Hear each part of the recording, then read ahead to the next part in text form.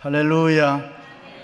사람의 마음에는 언제나 두 사람, 두 마음이 있습니다.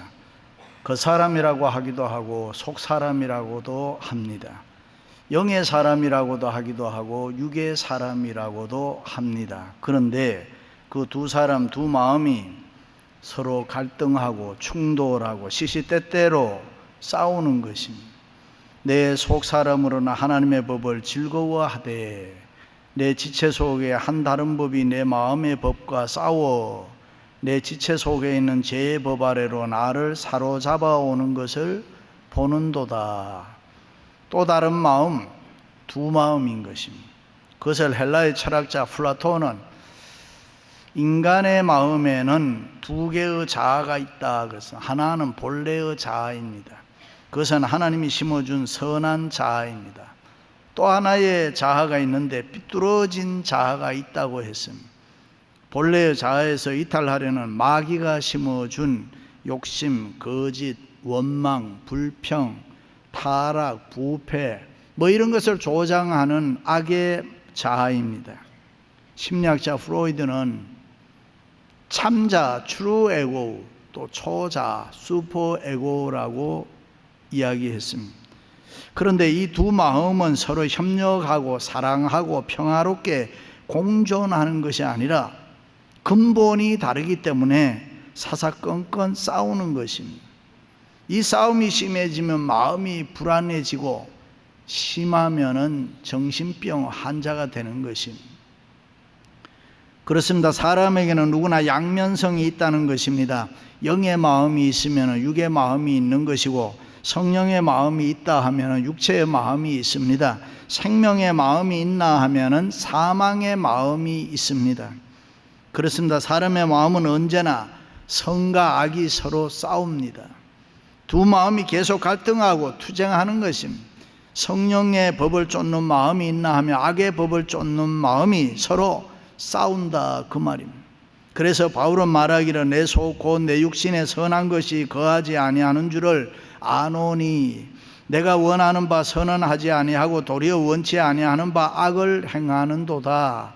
만일 내가 원치 아니하는 그것을 하며 이를 행하는 자가 내가 아니요 내 속에 거하는 죄니라. 그러므로 내가 한 법을 깨달았노니 곧 선을 행하지 원하지 않는 나에게 악이 함께 있는 것이라 그랬습니다. 그렇습니다. 사람은 누구나 자신의 부패한 이 육신 덩어리 속에서 끊임없이 솟구쳐 오르는 육체의 소욕 때문에 너무나 많은 모순과 괴로움을 겪고 있는 것입니다. 하나님의 말씀대로 살자. 그런가 하면 또 다른 마음 아니야. 나 좋은 대로 살자. 열심히 신앙생활 해야 된다. 열심히 신앙생활 하자. 아니야. 그렇게 할 필요 없어. 세상을 즐기자. 편하게 살자. 그렇습니다. 여러분에게도 이 두 마음이 서로 충돌을 일으키면서 꿈틀거리고 있지 않습니까? 때로는 여러분의 마음이 선한 마음으로 쏠리기도 하지만 때로는 악한 마음으로 쏠리기도 하잖아요. 그런 갈등, 그런 모순 속에서 사는데 여러분의 마음 중심은 어느 마음에 치우치고 있느냐 하는 것입니다. 하나님이 주신 선한 마음에 치우치고 있는지, 아니면은 온갖 죄를 일으키는 마귀가 준 삐뚤어진 마음에 치우치고 있지는 않나 하는 것입니다. 유명한 소설가 스티븐슨이 지킬 박사와 하이드라는 소설을 썼습니다.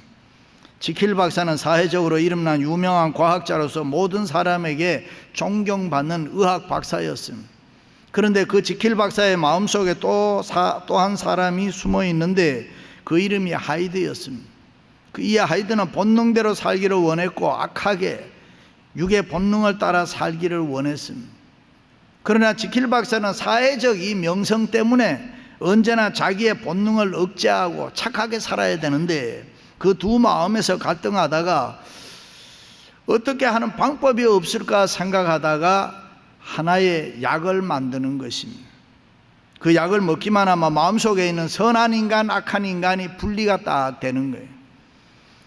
약을 먹으면 지킬 박사는 하이드가 되는 것입니다. 그러면 본능이 시키는 대로는 온갖 나쁜 짓을 다 하면서 살아갑니다. 길 모퉁이를 돌다가 자기와 부딪힌 어린아이가 있으면 그 어린아이를 미안하다 그러고 일으켜줘야 되는데 그 어린아이의 배를 막 짓밟아 버립니다. 이유 없이 길에서 처음 만난 노신사를 보고 자기가 가지고 있는 지팡이를 가지고 그 노신사를 마구 때려서 죽게 만들었습니다. 그리고 살인자가 되어 경찰의 추격을 받는데 너무나도 두려워서 나는 다시 이제 지킬 박사가 되고 싶다 그렇게 합니다. 악을 버리고 선하게 살려고 합니다. 그 두 마음이 갈등을 일으킨다는 그런 소설입니다. 그렇습니다. 사람의 마음에는 언제나 이 두 마음이 있습니다. 예수 그리스도를 믿으면 하나님의 방법대로 살아야지, 아니다, 하나님의 법은 법이고 인간인데 그저 세상 법대로 쉽게 살아가자, 그런 갈등이 있다 그 말입니다. 바울도 고백하기를 그런즉 내 자신이 마음으로나 하나님의 법을, 육신으로는 제 법을 섬기노라 그랬습니다. 영과 육의 싸움을 이야기하면서 안타까워하는 것입니다. 괴로워하는 것입니다. 그 두 마음 속에서 너무나도 속상해하는 것입니다.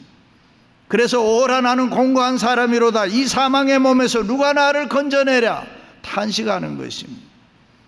바울이 로마에 있는 성도들에게 이 로마서 편지를 쓸 때에 로마에는 아주 무서운 형벌이 있었습니다. 죄인이 있으면은 죽은 시신과 함께 꽁꽁 묶어두는 거예요. 얼굴을 맞대게 하고 가슴을 맞대게 하고 무릎을 맞대게 해서 꽁꽁 묶어두면은 처음에는 구역질을 하지만은 며칠만 지나면 배가 고파서 시체를 핥게 된다는 것입니다. 그렇게 되면 시체에서 배어나오는 독이 죄인의 몸속에 서서히 들어가서 이 죄인도 죽은 사람과 함께 썩어서 죽는다는 것입니다. 그래서 바울은 지금 그 형벌을 생각하면서 자기의 썩어져 냄새나는 육신의 모습이 내 안에 있다, 자기 속에서 끊임없이 솟구치는 육신의 악한 모습, 자기만이 죄이라고 하는 교만, 위선, 더럽고 추한 것들, 이런 썩은 냄새나는 시체 덩어리에서, 이런 사망의 몸에서, 이런 부패한 육체에서 나를 건져낼 자가 누구냐 탄식하는 것입니다. 왜 그렇습니까? 이 싸우는 두 마음을 그대로 두면 안 되기 때문에. 그대로 두면 아주 위험합니다. 그대로 방치하면은 이중인격자가 되는 것입니다. 인격이 다 깨져서 파탄이 일어납니다. 정신착란증이 일어나는 것입니다. 이상한 돌발적 행동을 합니다. 사람을 죽이기도 하고 자기가 죽기도 합니다. 그러므로 정도의 차이는 있겠습니다만 선을 추구하는 이 거룩한 아름다운 마음과 악을 충동질하는 악하고 더러운 마음이 공존하면 우리는 절대로 그리스도인다운 좋은 크리스찬이 될 수가 없습니다. 믿습니까? 그럼 어떻게 해야 이 두 개의 마음을 극복할 수 있습니까? 첫째는 주님의 음성에 자신을 응답시켜야 합니다. 처음에 사람은 하나님의 형상으로 만들어졌다 그랬습니다. Image of God, 하나님의 형상으로 만들었다. 하나님이 영인 것처럼 사람에게도 영혼이 있습니다. 육체의 귀가 있어서 우리가 이 세상의 소리를 듣는 것처럼 영적으로도 우리의 영혼에도 귀가 있어서 주님의 음성, 하나님의 음성을 들을 수 있습니다. 그렇습니다. 인간에게나 하나님의 신비스러운 음성을 들을 수 있는 귀가 있는 줄로 믿습니다. 우리가 이렇게 예배할 때, 기도할 때에, 찬송을 할 때, 성경을 읽을 때에, 우리가 설교를 경청할 때에, 그뿐 아니라 길 갈 때, 일할 때, 운전할 때 평소에 생각하지 못했던 신비스러운 주의 음성을 들을 수 있는 줄로 믿습니다. 신앙이 성장할수록 하나님으로부터 받는 영감이 더 풍성해지는 것입니다. 때로는 내 양심을 충동질하는 주의 음성을 들을 수 있습니다. 내가 하는 일이 옳으니 아무개야, 내가 그렇게 살아도 되겠느냐? 박 목사야, 내가 정말로 성령의 사람이냐? 아무개야, 너가 정말 날 사랑하니? 그런데 그런 주의 음성이 들릴 때에 그 순간을 놓쳐버리면 안 되는 거예요. 그 순간에 즉각 응답을 해야 된다, 그 말이에요. 그 음성을 듣는 순간 새롭게 결단하는 용기가 있어야 되는 줄로 믿습니다. 할렐루야. 오스카 와일드가 쓴 그날 이후라는 글에 보면 예수님께서 이 땅에 계실 때에 많은 사람들에게 은혜를 베풀어 병자를 고쳐주고 또 많은 은혜를 베풀어 사람들로 하여금 배불리 살게 해 주었습니다. 그런데 그들이 지금은 어떻게 살아가는가 살펴보았습니다. 길 가시다가 한 술주정꾼을 만났습니다. 거의 폐인이 되고 손발이 덜덜덜 떨렸습니다. 알코올 중독자. 예수님의 형제여, 왜 이렇게 되었소? 술주정꾼은 예수님을 가만히 보더니 나를 고쳐주신 분이군요. 내가 안진뱅이였을 때 당신이 나를 고쳐주셨지요. 안진뱅이였을 때는 구걸하여 먹고 살아도 부끄럽지 않았는데 두 발로 뛰면서부터는 구걸할 수가 없어서 방황하다가 이렇게 알코올 중독자가 됐습니다. 예수님 이번엔 갈릴리 바닷가에 가셨습니다. 부둣가에 가니 한 깡패가 피를 흘리면서 싸움을 하고 있었습니다. 예수님은 대낮에 이게 무슨 짓이요? 아이고 예수님 아닙니까? 전에 앞을 못 보았던 소경이었을 때 진흙발라 내 눈을 뜨게 해 주었지요. 그때는 정말 기뻤습니다. 온 세상이 나의 것이었습니다. 그러나 눈을 뜨고 보니 세상 돌아가는 것이 내 마음에 들지 않아서 결국 하프리로 깡패 싸움꾼이 되었습니다 라며 울었습니다. 그렇습니다. 신앙생활 할 때 주님 만나고 주의 음성 들을 때에 가만히 있으면 안 되는 것입니다. 바로 응답해야 되는 것입니다. 바로 결단해야 되는 것입니다. 사도 바울이 자기의 명예와 출세를 위해서 기독교인들을 핍박하고 죽이기 위해서 다메섹으로 가다가 주님의 음성을 들었습니다. 사울아 사울아, 내가 어찌하여 나를 핍박하느냐? 그때 바울은 주님의 음성을 놓치지 아니하고 그 음성에 응답하는 생활을 했습니다. 이 사람은 내 이름을 전하기 위하여 택한 나의 그릇이라 그 음성에 자기를 응답시킴으로 위대한 사도가 됐습니다. 할렐루야. 이사야 선지자는 왕족 출신입니다. 우시아 임금의 총애를 받던 왕실 선지자입니다. 그런데 우시아 왕 임금이 죽게 되자 하로다 나여 망하게 되었도다. 성전에 들어가서 탄식하고 통곡했습니다. 그때 하나님의 음성이 들렸습니다. 그 음성에 이사야가 어떻게 응답했습니까? 내가 여기 있나이다, 나를 보내소서. 즉각 응답했습니다. 주의 음성에 자신을 응답시키고 이스라엘 민족의 해결을 촉구하는 위대한 선지자가 됐습니다. 그렇습니다. 하나님의 음성을 들을 수 있고 그 음성에 자신을 응답시키는 사람이 자기 속에 꿈틀거리는 악의 마음들을 극복할 줄로 믿습니다. 할렐루야. 바울은 주님의 음성에 이탈하지 아니하고 그 주님의 음성 앞에 계속 자신을 순간순간 응답시켜 나감으로 육의 마음, 악한 마음을 극복했습니다. 사랑하는 성도 여러분, 주님의 음성이 들릴 때에 자신을 응답시킴으로 두 개의 마음을 극복할 수 있기를 주님의 이름으로 축원합니다. 두 번째는 주님을 가까이 해야 됩니다. 인기작가 공지영 씨가 쓴 수도원의 기행이라는 책에 보면은 수도원을 방문하면서 자기 신앙에 나타난 여러 가지 상처들을 하나하나 점검하는 이야기입니다. 자기의 신앙이 얼마나 부족했는가, 하나님을 자기가 얼마나 멀리 떨어져 살았는가 고백하고 있습니다. 그렇습니다. 여러분은 하나님을 얼마나 가까이서 섬기고 있습니까? 하나님을 가까이 해야 되는데요. 교회를 열심히 다니는 것이 주님 가까이 하는 것인 줄로 믿습니다. 성경을 많이 읽고 찬송을 열심히 부르고 열심히 기도하고 설교를 경청하고 최선을 다해서 헌금하는 것, 그런 행위가 우리에게 주님 가까이 하는 것인 줄로 믿습니다. 그런데 그런 행위가 쉽지 않다는 것입니다. 어떤 분은 교회 오기 위해서 다 준비했다가도 아내 때문에 기분 나빠 교회 안 가. 너 혼자 가. 그리고 교회 안 오는 사람, 기분 따라 무엇이든지 하려고 하는 사람, 주님 가까이 하기가 이렇게 힘들다니까요. 그러나 주님을 가까이 해야 우리가 우리 안에 있는 이 사단의 마음을 극복하는 줄로 믿습니다. 바울은 언제나 이 두 개의 마음 때문에 갈등하며 고민을 많이 했습니다. 그때마다 바울은 해결점을 어디에서 찾느냐? 주님에게서 찾았습니다. 그리스도 예수 안에 있는 생명의 성령의 법이 죄와 사망의 법에서 너를 해방하였습니다.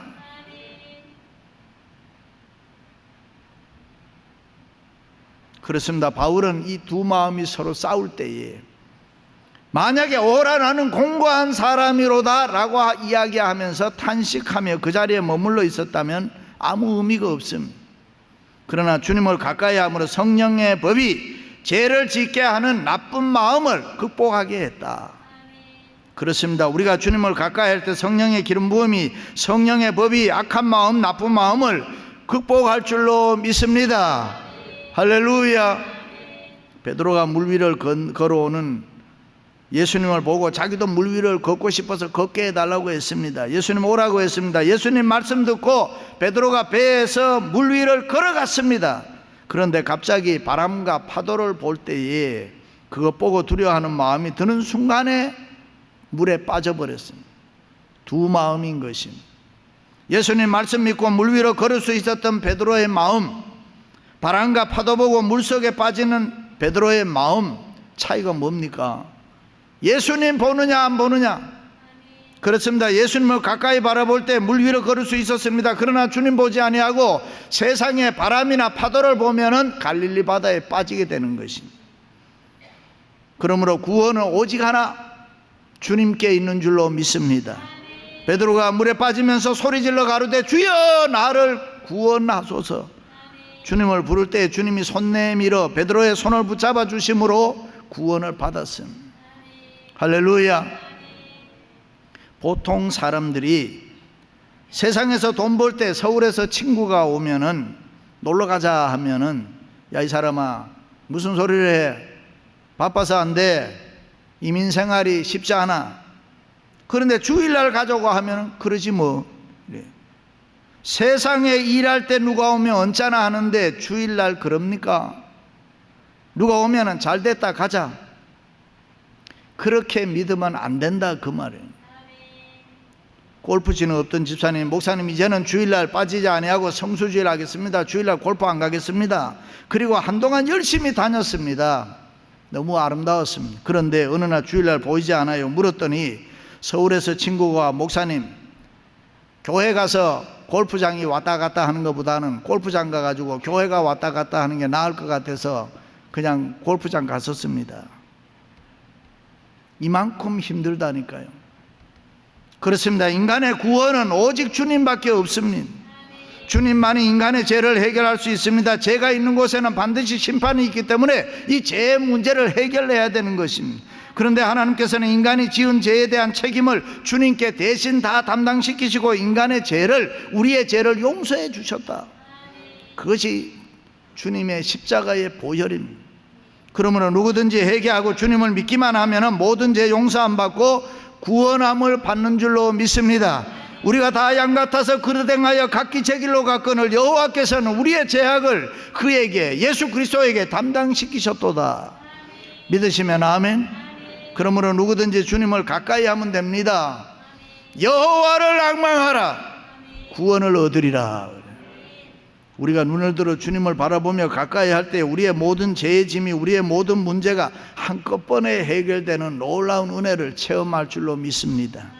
주님은 우리를 떠나지 않습니다. 주님은 어떤 경우에도 우리를 버리지 않습니다. 믿으시면 아멘. 그렇습니다. 사람은 좋을 때만 좋습니다. 있을 때만 좋습니다. 사람은 잘 될 때만 따릅니다. 부자일 때만 좋습니다. 그러나 주님은 어제나 오늘이나 영원토록 동일하신 것입니다. 주님의 사랑은 변치 않는 사랑. 그분에게는 능력이 있습니다. 그분에게는 불가능이 없습니다. 원하는 것은 무엇이든지 할 수 있습니다. 세상을 이길 수가 있습니다. 우리의 부족을 채워줄 수 있습니다. 버림받은 사람 귀하게 여깁니다. 넘어진 사람 일으켜주는 것입니다. 죄인이 거룩한 의인의 삶을 살게 하는 것입니다. 망할 사람도 복되게 하는 것이 주님이신 줄로 믿습니다. 주님은 살아계신 기적의 주님이신 것입니다. 할렐루야. 드디어 바울은 감격적으로 외칩니다. 내가 하나님께 감사하리로다. 은혜의 자리에 오르게 된 것입니다. 비록 나는 부족하지만, 비록 우리는 죄인 중에 괴수지만은 내가 주님을 가까이 할 때에 하나님께 감사하리로다. 할렐루야. 그렇습니다. 은혜를 체험한 사람은 이런 말 저런 말이 필요가 없어요. 그냥 언제 어디에서나 하나님 감사합니다. 그저 하나님 감사합니다. 할렐루야. 그렇습니다. 주님을 가까이 할 때에 두 개의 마음이 극복됩니다. 우리의 모든 문제가 한꺼번에 해결되는 놀라운 은혜를 체험할 줄로 믿습니다. 사랑하는 성도 여러분, 주님을 가까이 함으로 두 마음을 극복할 수 있기를 주님의 이름으로 축원합니다. 마지막으로는 다른 사람을 사랑으로 살아야 합니다. 두 마음은 결국 욕심, 이기심에서 생겨납니다. 욕심이나 이기심을 극복하는 길은 내가 다른 사람을 적극적으로 사랑해야 돼요. 섬겨야 되는 것입니다. 가만히 보면 많은 사람들이 남을 사랑한다고 하지만 결국 자기 중심에 사랑하잖아요. 내가 필요하니까 사랑하고, 내가 좋아하니까 사랑하고, 나하고 마음이 통하니까 사랑하고. 그런 사랑은 아무리 해도 두 마음을 극복할 수가 없다. 왜요? 사랑은 사랑인데 자기 중심의 사랑이기 때문에. 탕자가 아버지에게 재산 분배받아 자기 마음대로 허랑방탕하게 살면서 많은 죄를 지었습니다. 파란만장한 세상 살았습니다. 험난한 시련 다 겪고 결국은 뉘우치면서 회개하고 아버지에게로 돌아옵니다. 그때 탕자가 아버지에게 뭐라고 합니까? 아버지, 내가 하늘과 하나님과 아버지 앞에 많은 죄를 지었습니다. 그러니 나는 아버지 아들의 자격이 없습니다. 이제는 저를 품꾼의 종의 하나로 사용해 주십시오. 그러나 그 소리를 들은 아버지는 뭐라고 합니까? 그 아들의 소리를 들은 척도 하지 않아요. 너는 내 아들이다. 너는 내 아들이다. 아버지는 종들에게 얘들아 송아지를 잡아라, 목욕을 시켜라, 비단 옷을 입혀라, 가락지를 끼워줘라. 아들을 환대했습니다. 그런데 그때 아들이 아버지에게 뭐라고 해야 됩니까? 아버지, 이러시면 안 됩니다. 저같이 못난 놈에게 이렇게 잘해주시면 되나요? 저는 외양간에서 종들과 잠자고 일하겠습니다. 그래야 하나요? 그것은 얄팍한 자존심. 참으로 깨닫고 아버지를 위한다면 뭐라고 해요? 아버지 감사합니다. 정신 차려 살겠습니다. 이제는 아버지 아들답게 살아가겠습니다. 그렇습니다. 우리는 이제부터라도 하나님의 자녀답게 살아갈 각오가 필요한 것입니다. 감사한 마음으로 이제부터는 하나님의 아들, 딸 노릇 잘하겠습니다. 이제는 더 이상 세상과 작아지 아니하고 하나님을 기쁘시게 하는 의인의 삶을 살아가겠습니다. 할렐루야. 그렇습니다. 마음에 진정한 사랑을 품고 있으면 인격의 변화, 생활의 변화가 일어나는 것입니다. 내가 다른 사람을 사랑하면 두 마음을 극복할 수가 있습니다. 조건 없는 사랑으로 다른 사람 사랑하고 섬겨보시기를 바랍니다. 어떤 어머니가 두 아들을 키웠습니다. 동생이 사고를 쳐서 제1회 감옥에 들어갔어요. 그때 형이 어떻게 얘기합니까? 어머니, 그 자식 고생 좀 해봐야 돼요. 정신 차려야 돼요. 내버려둬요. 그렇게 이야기합니다. 그런데 어머니는 돈이 얼마나 드냐, 돈이 얼마든지 들어가도 좋으니 꺼내라. 그게 어머니 사랑이에요. 아무 조건이 없어요. 그저 사랑하니까. 예수님 세마 모른다고 한 베드로에게 예수님 찾아오셔서 뭐 너가 왜 이렇게 했냐 어쩌고 저쩌고 그런 말 없잖아요. 묻는 거 딱 하나, 사랑에 대한 거. 내가 나를 사랑하느냐? Do you love me? 헬라어에 보니 아가파스메 하느냐? 아가페스 파스메 뭐 하면은 필레이스 메 하느냐? 너가 나 사랑하느냐? 그거 하나 물었잖아요. 왜요? 사랑이면은 해결이 된다는 거예요. 사랑하면 해결할 수 있다. 사랑하면 두 마음을 극복할 수가 있다. 사랑하는 성도 여러분, 이 두 개의 마음을 그대로 놔두면 안 되는 것입니다. 해결해야 됩니다. 극복해야 됩니다. 그래야 자유함이 우리에게 있습니다. 주님의 음성에 응답하고 주님을 더 가까이 하고 그리고 다른 사람을 사랑함으로 두 개의 마음을 극복하고 행복한 신앙생활 하시기를 주님의 이름으로 축원합니다.